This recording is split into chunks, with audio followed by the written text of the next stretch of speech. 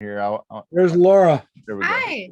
Hello. Hey, how are you? Hi, Laura. I don't Hi. think we've ever met. I love your parents, Oh, so especially do your mother, especially your we. So do we. Nice to meet you. Nice to meet you. Although your dad is not nearly as much fun since he's kind of off the Cubs right now. Oh, I know. Our family just kind of, well, that's a long story. Took a break from the Cubs this year.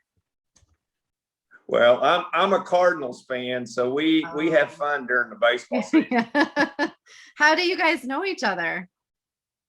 I was in one of Scott's cohorts. Okay. Nice. Randy, His best ever. His best Okay. cohort ever. Randy got a book, a baseball signed by Whitey Herzog, manager of the White Sox, that said the Cubs, what he said, are never front runners, or A Cubs fan is never a front runner. and Laura, I wanted to get Joe Madden to sign it and just write 2016 Joe Yeah. Madden. Yeah, because I got that ball for you, in 2015? Yeah. And then the Cubs won the World Series in the next No, year. but Lucas just doesn't work at Wrigley like that. You know, he's not down there on game day, or he did. Right. Yeah, he wasn't. I don't know. And then in 2017, they were not very exciting. Well, anyway, Laura, we were just visiting with Scott about the reception of this book. I mean, it shouldn't be surprising because it's such a perfect message and a needed message, but congratulations. Yeah, I mean, it's really good. It is good stuff, really good stuff. Thank you. I've already bought it for one of my friends and recommended it to a couple of other of my friends. It's really good. I will say I did just finish it today. I felt like I was cramming for an exam because I knew we had this tonight. But I had one more chapter left and I got it. But it was really good. Randy gave it to me not too long ago and was talking a lot about it. And it was really, really incredible stuff there. Hey, Scott, real quick, somebody wants to say hello. Lori. Hey, Lori. Laura, Chris is upstairs. That's Scott and Chris's daughter. Okay, Laura. yeah. Well, it's great Laura to just see left. you. What do you have, a Tell Chris background? hello. Randy, you have a I'm background? coming. I just wanted to get the book in case I needed it. Hi. Yes, I do. You have a background. Hello. Hi. Lori. Nice to meet you. I'm Laura. Meet you too. Y'all don't have too much fun now. We're in Okay. Malibu. Laura, that Randy's in Malibu. You are? Your Yeah, accent, I thought you were in our- the South. Our youngest son left Oklahoma, went to school at Pepperdine, married a wonderful California girl out here, and will always probably be here. It's a great place to come and visit. So Nice. we hadn't seen them since Christmas, so here we are. Oh, that's wonderful. But okay, let me kind of set the backdrop, and then we'll kind of officially get into those questions that we sent you guys. I think I mentioned in the email, Jared and I have been preaching through some material by Gary Smalley and John Trent called The Blessing. And we just completed 6 lessons this past Sunday. And this Sunday, the whole series culminates with a very special Sunday at our church when we recognize our graduating seniors, as well as call up our kindergarten children, their parents, and offer a blessing over them. So this series is culminating around this theme of a church which gives the blessing. And it was a couple of weeks ago, we were talking about this final sermon and the way this series was culminating. And I said, Jared, we're talking about a TOV church here. And I know one of the authors. So we thought this might be a way to engage with you to help us culminate this series in talking about a TOV church. So that's kind of a quick synopsis or backdrop as to where we've been the past several Sundays and why we felt like he too would be great to involve in the ending of this. So does that make sense, Scott? Any questions, or do you guys still have the questions in front of you? I No. don't know. Okay. Well, 85 podcasts. There aren't that many questions. many. We had already actually begun to talk about changing culture. So that's the first question. Why does church culture matter? Then what are the big ideas about TOV? What is the circle of TOV that you guys discuss in the book? And then Laura, we thought it would be interesting to ask you specifically just some signs that a church culture may be toxic. And then Scott kind of wrapping this thing up as one who is an honorary member of the Church of Christ, maybe addressing a little bit how you think TOV might help our fellowship. So, all right. So are you guys kind of ready to officially start? We're ready. Okay. Jared and I are so excited this morning, church, to have with us Scot McKnight and Laura Barringer, authors of a best-selling book that discusses church culture. And this morning we are culminating our series of sermons on the blessing with a church that gives the blessing.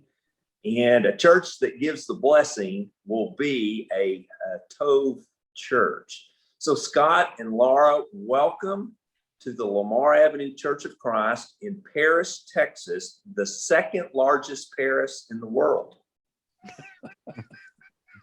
I bet that's not true. No, it is true. Is it really? You can Google it. You can Google it. And I can even buy you a t-shirt, Scott, that says that. Everything in Texas, everything in Texas is bigger and better. Oh yeah, absolutely. which is hard for me to say since I'm an Okie, but I have to kind of admit that. Well, we're really glad to be with you. I've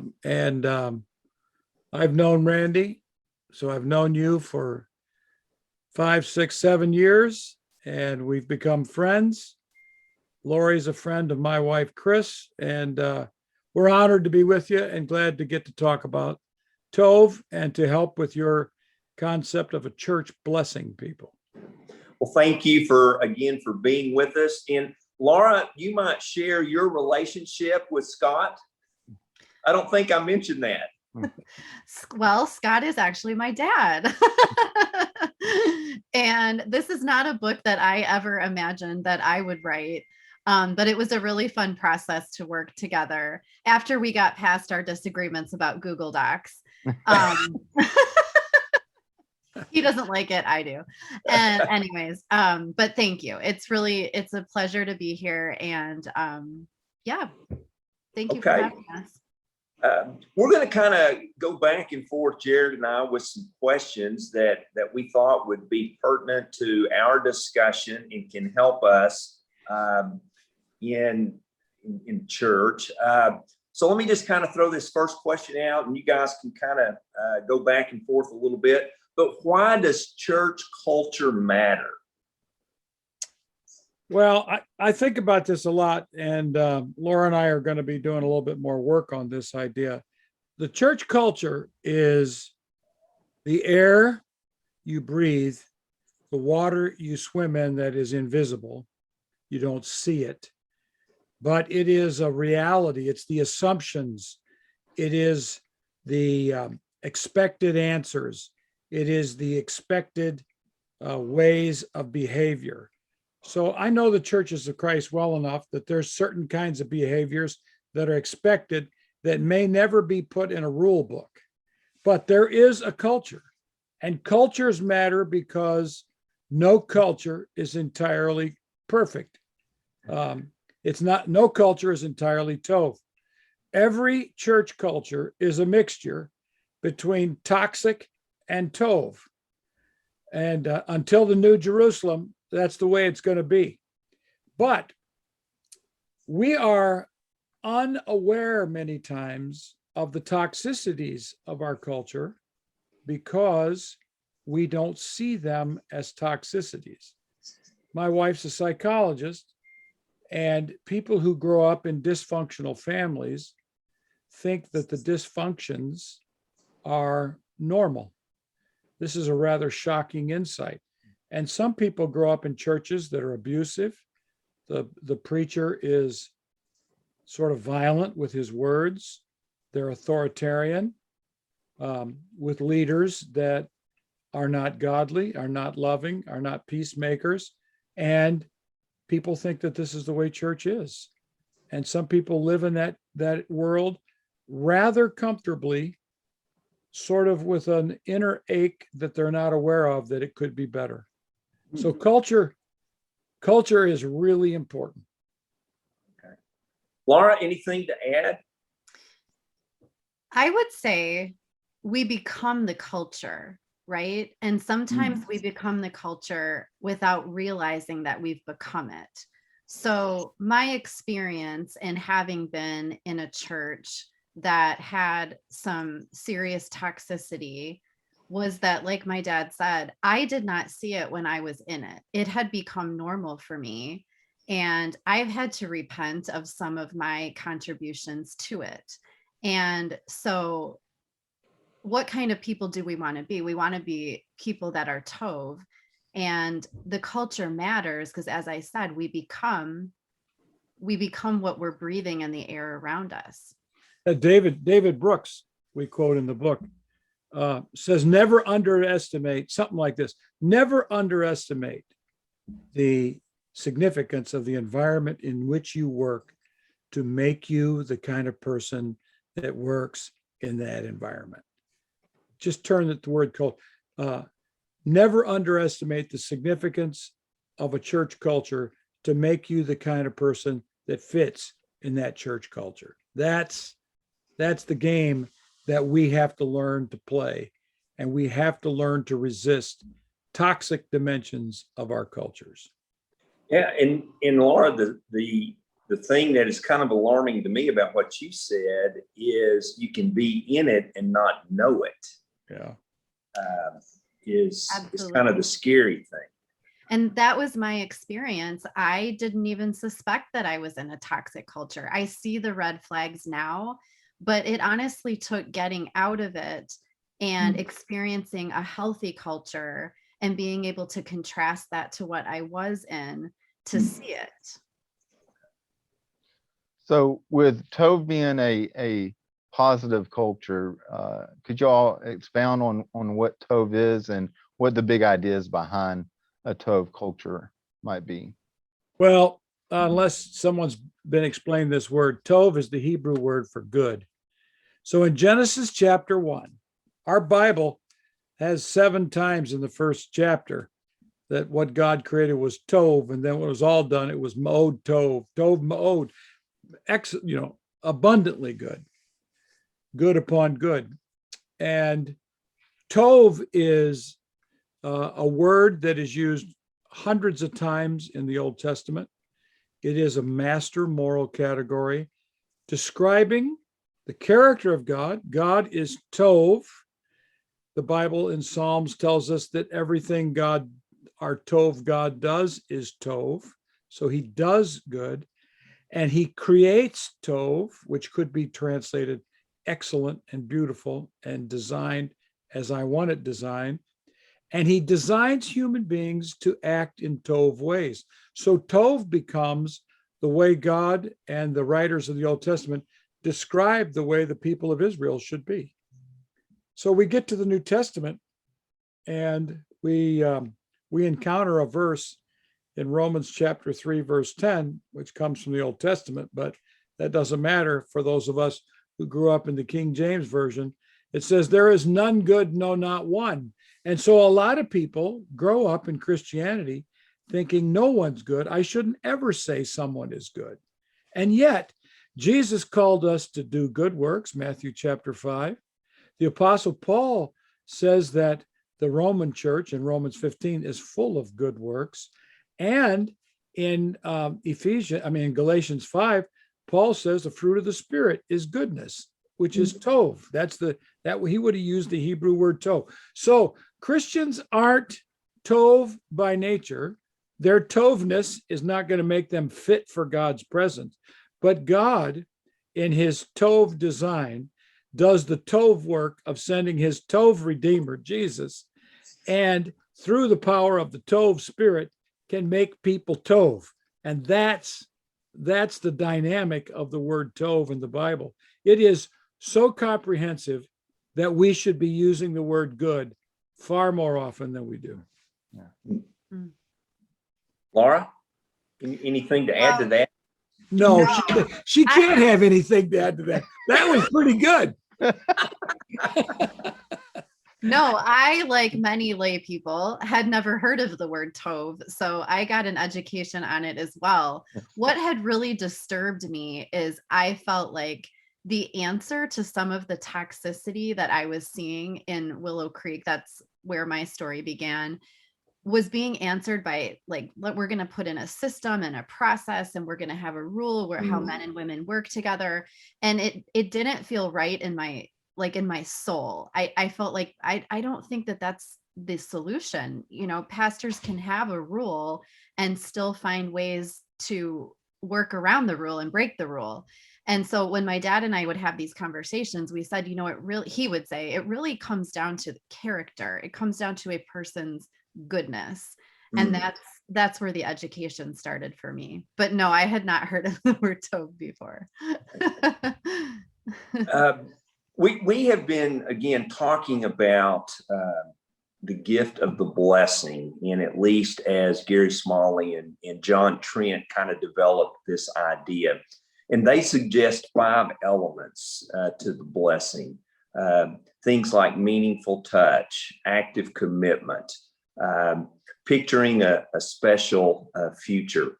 And I know in the book that you guys talk about 7 elements of a Tov church, and kind of refer to it as the circle of Tov.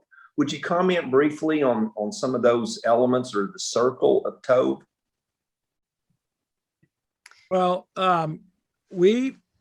Laura and I, with Chris and Mark, we had all these conversations going for a long time before we started writing the book. Saw characteristics in churches that are toxic. And I wanted to say, yes, I can describe the toxicity of churches. But what I think is more important is what should be there instead. So the characteristics of Tov that we draw on are not simply found in the Bible, but they are the flip side, the opposite, the redemptive side of toxicity. So we look at empathy, the ability to empathize with a person in their struggles, in their pain, in their sinfulness. We want to understand why people act the way they do. That's what that's what churches need to do. I'm aware you people don't like the word pastor. I'm totally okay with it. At least in reference to their preachers. That's right. So if I slip on that, you're just going to have to forgive me. You're going to have to empathize with this old-fashioned. We will. Okay. You're forgiven. Okay. Now, so there's empathy and there's grace, and grace has to be understood and developed. And I know that Randy has looked at some of the most serious study ever on the meaning of grace. We also talk about putting people first, and that is to know a person's name, to know a person's story, and to connect that story to our church, to our people in such a way that they become a part of our story. Telling the truth. This is a telltale sign of a Tov church. When something happens, they tell the truth. And Laura found an amazing story about that. We talk about nurturing justice, and justice today has become politicized because of the expression social justice. But justice is a great Bible word of tzedek in the Old Testament, righteousness. It's the same word, justitia in Latin is the translation of this idea of righteousness. In the New Testament, justification and righteousness, Joseph being a righteous man, they're all connected. It is doing the right thing at the right time. We discovered time and time again that people chose not to do the right thing when it needed to be done. They may have done it later, or people did the right thing at the right time, but they were silenced and gaslighted and pressured and suppressed. Another characteristic is service. A TOV church serves others, not just itself. It's not self-absorbed. It thinks, how can I serve my family? How can I serve my neighbors? How can I serve in my community? How can I serve other Christians, missionaries, etc.? And then the last characteristic of TOV, so empathy, grace, putting people first, telling the truth, justice, and service, puts it all together in Christ-likeness, or a term I like to use, Christoformity, being conformed to the image of Christ. Those are the characteristics of TOV in a church. And when churches have those characteristics, they will form a culture of TOV. And cultures of TOV are healthy enough to recognize the presence of toxicity when it appears. Toxic people are the color of water when they're swimming. TOV people see toxicity the best.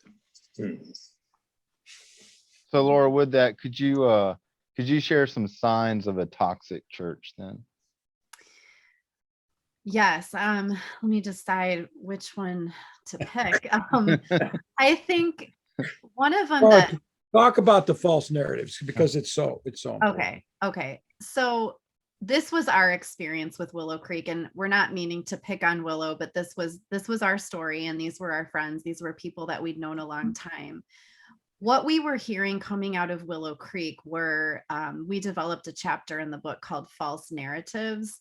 So rather than tell the truth and admit what happened and repent and seek healing and restoration, we were hearing stories being spun. We were hearing of women being gaslighted, of people being paid enormous sums of money to keep their mouths shut. I could go on, but to me, that is my dad had said from the beginning, a church's culture when they respond to accusations of abuse, it will come out who they really are. And we've seen examples of churches responding in a very TOV way, and we've seen examples of churches responding the opposite. And that shows a lot of the way that they respond shows the toxicity within it. So a false narrative is the false narratives that are being spun are, in my opinion, a really scary example of a church trying to cover and hide the truth. People, they discredit critics, demonize critics, spin stories, he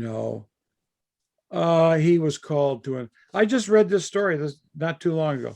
This guy was plagiarizing sermons. Okay. He's just preaching sermons from Mark Driscoll every week, just changes it just slightly. And he gets fired. He goes to another church and he's doing the same thing. And this is when the church is confronted with this, some of them say, well, people do this all the time. Well, people in the church think that sermons are, unless the pastor tells people, the preacher tells people, this comes from Rick Warren, that's fine.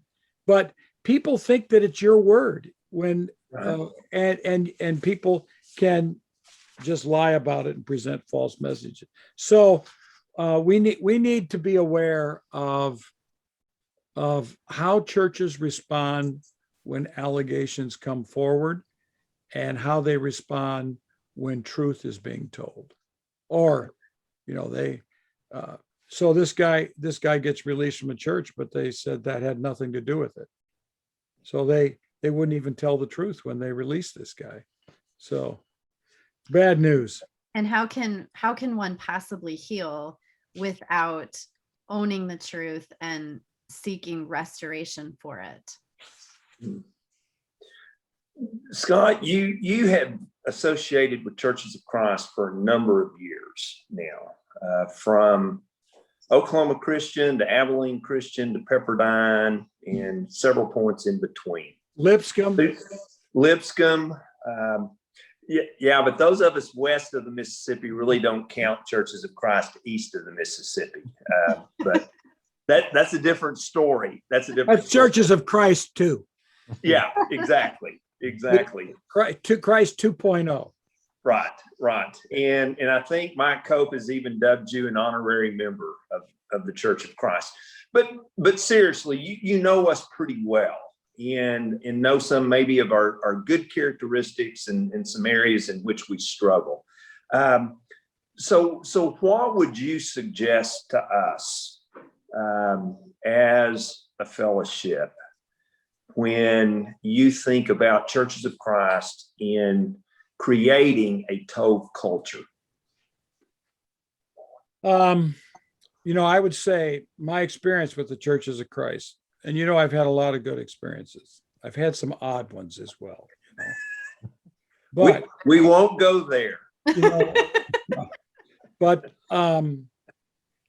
one of the TOV characteristics of the Churches of Christ is their love for the Bible. I really value that. I feel like I can go in your church and I can preach and teach. And if it's from the Bible, the people, they'll go, yeah, that's good enough for me. Yep. That's right there in Hebrews. I believe that stuff. Okay. And though I know you have a distinctive contribution to the church, I'll say it this way.